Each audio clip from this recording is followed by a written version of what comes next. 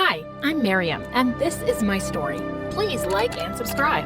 I was born and brought up in London till I was 10. My dad's a doctor and mom's an artist. Both my parents loved me to bits, so much so that they decided to move to the countryside to ensure I grew up in a pollution-free, stress-free environment. And I wasn't complaining because I loved being close to nature. Also, I loved painting. Being around nature was a great inspiration. On my first day at my new home, I met a girl in the yard who looked my age. Her clothes were dirty and her hands were full of strawberries. She smiled when she saw me, stuffed the strawberries into her mouth, and held out her sticky hand. Hi, I'm Stacy. Are you new here? Yeah, we only just moved today. Do you see these horses? They're all mine. This one's Stella, he's James, this tiny one's Marco, and that brown one over there, he's Philip. Wow, aren't you scared of them?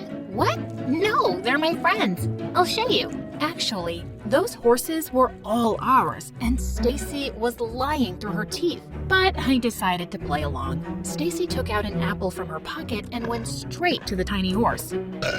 Oh, sorry. What was I saying? Oh, yeah. See, he loves eating from my hands. You know what? I can even talk to animals, and I understand what they're saying. Like the other day, Philip said he wanted to marry Stella. So I told Dad. Just then, our new housekeeper appeared. Stacy, what are you doing here? Didn't I ask you to feed the hens? He then turned to me. Morning, Missy. Sir's looking for you. Dad, you know her? Of course. She's Miriam, Sir's daughter. Stacy's face went a bit red because her lies had been caught, and she rushed off while I couldn't help laughing. I found her super interesting, and we soon became really good friends. We even went to the same school. I'd always been a bright student while Stacy sucked at studies, and she wore clothes that were very ungirly. Baggy pants and loose t-shirts, that's what made her the butt of jokes in school. A girl named Jennifer was particularly mean to her. One day, she stopped Stacy in the school corridor. You're the daughter of Miriam's housekeeper, right? So technically, you're her servant. I was not going to let anyone bully my BFF, not under my watch. We're closer than sisters, and she's my best friend. But what would you know? You don't have any. I guess it would be better to have no friends than to have one that looks like her.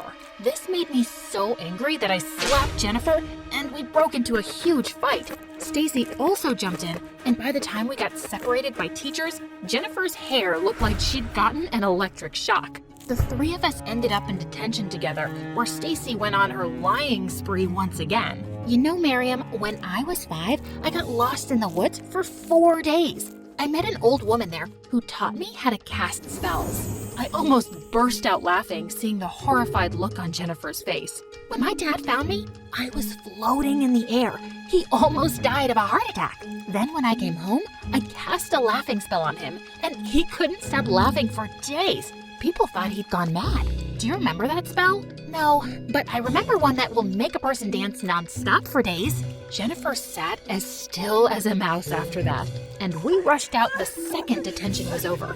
We both laughed so hard, and we knew we'd made an enemy in school. That evening, I asked Mom if we could buy Stacy some new clothes. She immediately agreed, and we all went shopping. We got Stacy some nice dresses that made her look so nice and different. On her way back, Stacy couldn't stop thanking Mom. She told me although she had a few of her mom's dresses, she didn't wear them because she didn't want to get them dirty. Do you miss her a lot?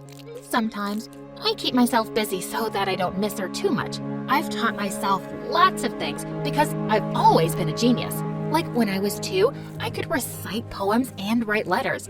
I studied so hard that I became a master of algebra and psychogally. You mean psychology? Yeah, that too. I laughed and hugged her tight. She was such a bluffer. I guess bluffing was her way of coping with the loneliness she struggled with since she was a baby. With her dad being busy with work all day, she literally had no one for company, except of course horses, cows, and hens. I was her first human friend ever. When I was in 10th grade, Stacy and I were discussing our science project in school when I accidentally bumped into someone in the hallway. As I looked up, I saw the most beautiful blue pair of eyes staring at me, and annoying Jen. Hey, don't you have eyes? Or has your silly friend cast a spell on you that made you blind? It's okay, Jen. She didn't kill me. Hey, I'm Chris. He's my brother, and he's strictly off limits for weirdos like you. Stop embarrassing me, Jen. I can take care of myself. Chris, you know nothing about these two. If he's your brother and still likes you, he clearly doesn't know anything about you either. Shut up, you witch. Jennifer was holding a cup of coffee that she threw on my dress. Jen, what's wrong with you? Oh, I'm so sorry. It was an accident. Just then, Stacy stomped on Jennifer's foot so hard that she screamed out loud. I'm sorry. It was an accident. We both high-fived and went away. But before that, I caught Chris looking at me and smiling. For some reason, his smile melted my heart. The next few days, Jennifer followed Chris like a shadow. I got to know that Chris had been studying abroad and had just come back. He was 1 year senior to us. And once, when I was sitting alone in the library, Chris came and sat beside me. Hey, I've heard a lot about your mom, and I would love to see her creation someday, if that's okay with you. Gosh, I just couldn't stop looking into those big blue eyes. Snap out of it, idiot. Of course. You can come home and I'll show you her paintings. But won't Jennifer be mad? Don't worry about her. I don't know why she's acting so strange lately. She sometimes forgets that I'm the elder sibling, not her. When I told Stacy that Chris was coming home, she wasn't too thrilled because he was Jennifer's brother. She already knew I had a huge crush on him. That evening, I told Mom that my friend would come over to see her work, and she readily agreed. When Chris finally came, Mom greeted him warmly. But all of a sudden, Chris started shouting. Ma'am, I'm a big fan of your art. I've seen some of your paintings at a London art gallery. That's so nice. Miriam, why don't you go take him upstairs to show him the paintings? Thank you, ma'am. It was a pleasure meeting you. I was so confused at his weird behavior. But then I saw Stacy laughing crazily just outside the door, and I knew she had something to do with it. Did you meet Stacy on your way here? Yeah. In fact, she was the one who told me that your mom has a hearing problem.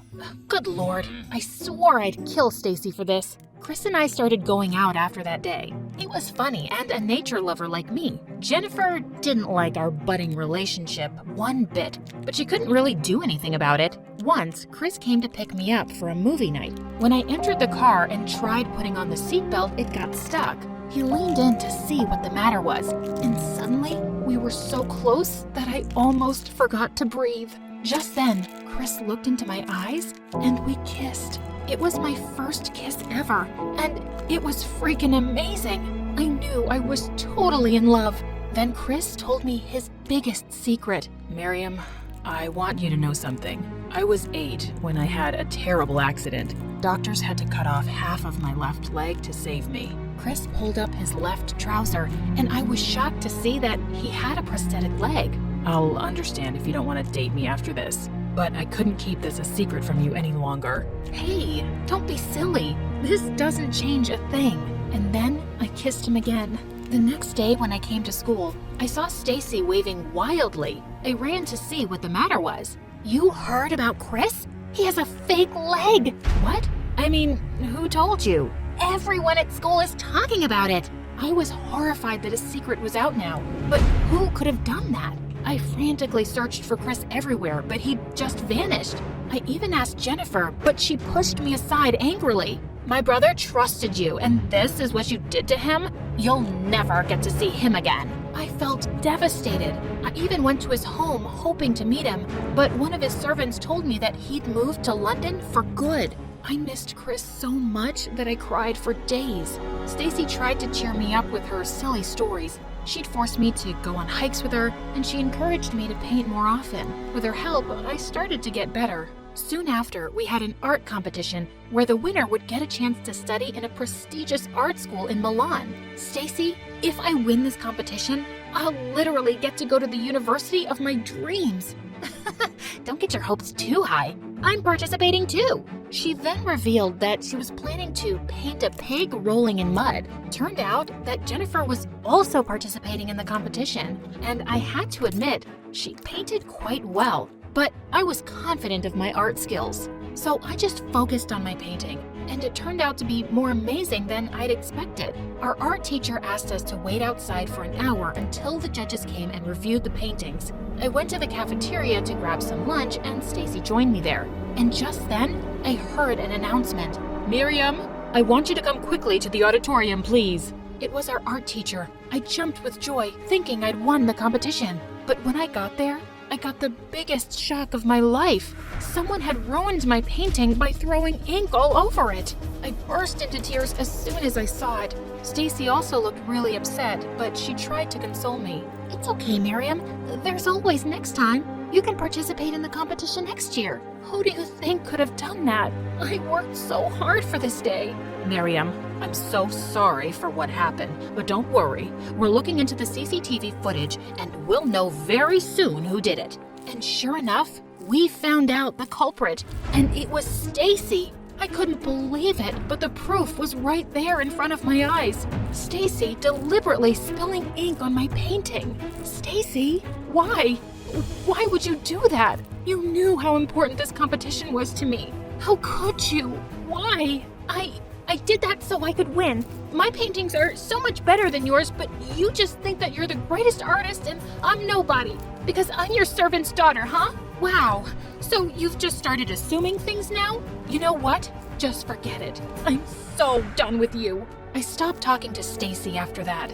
Our parents figured out that our friendship had turned sour, but we didn't tell them exactly what happened. I just told my mom that my painting wasn't selected and I'd try again next year. The next few days were the worst days of my life. I missed Chris, and in spite of what Stacy had done, I missed her too, especially when I watched MSA videos alone. It was usually our favorite thing to do together. One day, as I was out in the stable feeding the horses, I heard a familiar voice behind me. Miriam? Chris, what are you doing here? I hope you're not still mad at me for vanishing like that. What? No, but you do owe me an explanation. And then, Chris told me that the day he'd come to pick me up, he was talking to Jennifer on the phone. She was really mad at him for dating me. When your seatbelt got stuck, I put the phone aside without realizing the call was still on.